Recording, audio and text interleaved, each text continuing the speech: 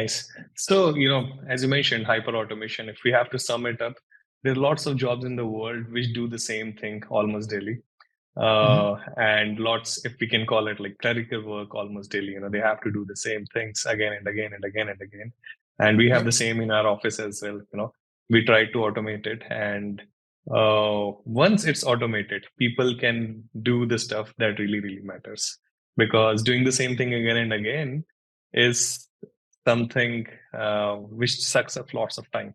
And companies can elevate much higher if people can be highly productive with really amazing work that work that really, really matters.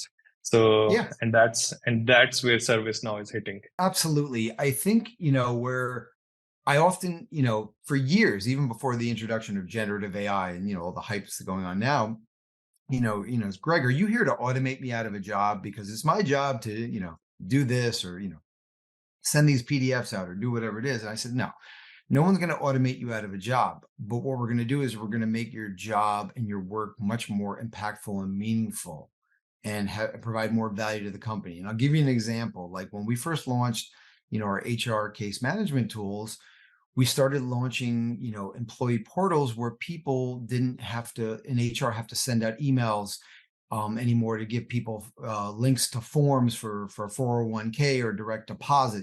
Very common things that people would send an email or call up somebody in HR and request, I need this form.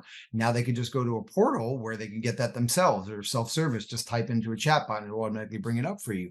So my point is now instead of sending these forms out, which is a very monotonous, non-value added task that we can automate away, now we can give you the tools to kind of do something more comprehensive.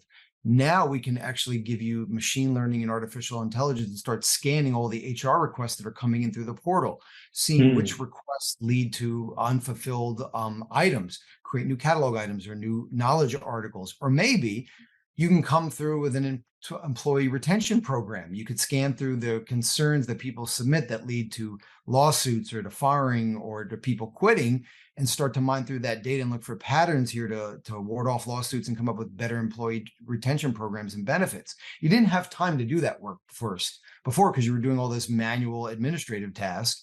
And two, you didn't have the intelligence to be able to mine through your data because everything was being done over email.